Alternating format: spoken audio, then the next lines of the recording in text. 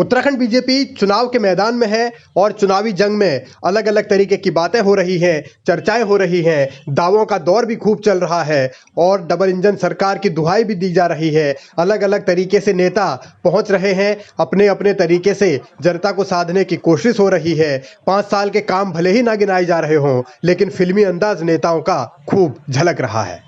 आजकल एक फिल्म चल रही है, उसकी चर्चा खूब चारों तरफ हो रही है। फिल्म का नाम है पुष्पा और हमारे मुख्यमंत्री का नाम है पुष्कर।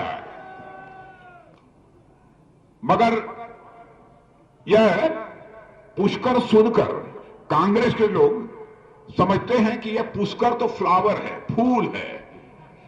लेकिन मैं कांग्रेस के दोस्तों को बताना चाहता हूं, अपना पुष्कर फ्लावर भी है और अपना पुष्कर फायर भी है। यह कांग्रेस को समझना चाहिए। पुष्कर अगर फायर है तो फिर उनके नाम पर ही चुनाव क्यों नहीं लड़ा जा रहा? आखिर क्यों बार बार प्रधानमंत्री को चुनावी जंग में कूदना पड़ रहा है? आखिर क्यों बार बार प्रधानमंत्री के सहारे ही वोटों का जुगाड़ करने की जुगत में बीजेपी है? एक तरफ उत्तराखंड में काम करने वाले लोग हैं, हम जैसे लोग हैं, तो दूसरी तरफ उत्तराखंड को बदनाम करने वाले ये जाने पहचाने सारे चेहरे हैं। उत्तराखंड काम करने वालों को चुनेगा, बदनाम करने वालों के दिन बहुत पहले लद चुके हैं। उत्तराखंड चुनाव का सबसे दिलचस्प पहलू यह है कि सत्तासीन भारतीय जनता पार्टी अपने 5 साल का हिसाब देने की बजाय विपक्ष से सवाल पूछ रही है और तुष्टीकरण के मुद्दे को हवा देने की बार बार कोशिश हो रही है और इस काम में अब तो प्रधानमंत्री भी पीछे नहीं है। उत्तराखंड को कहां ले जाना चाहते हैं? ये देवभूमि में क्या करना चाहते हैं? ये लोग जिस यूनिवर्सिटी की बात कर रहे हैं और सीना ठोक करके कर रहे हैं, बेशर्मी के साथ कर रहे हैं और देवभूमि में ऐसा करने की इनकी हिम्मत देखिए। ये उनकी तुष्टीकरण की राजनीति का जीता जागता सबूत है। तुष्टीकरण कौन कर रहा है? ध्रुवीकरण को कौन हवा दे रहा है? चुनाव में इसका किससे फायदा मिलेगा, किससे नुकसान होगा, ये सब तो नतीजे तय करेंगे। लेकिन असल में सवाल इस बात को लेकर है कि क्या भारतीय जनता पार्टी वास्तव में अपने काम गिनाने से बच रही है? ये सही कह रहे हैं कि इन्हें 4 काम आते हैं।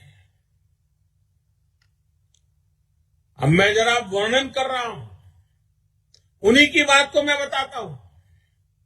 वो 4 काम की बातें करते हो, 4 काम क्या है, उनके दिल दिमाग में क्या पड़ा है, उनका भूतकाल इन बातों का गवाह है, वो क्या है? पहला काम, ये जो भी करेंगे वो एक परिवार के हित के लिए करेंगे। दूसरा काम, ये जो भी करेंगे उसमें भ्रष्टाचार होगा ही होगा। तीसरा काम, ये तुष्टीकरण की राजनीति करेंगे।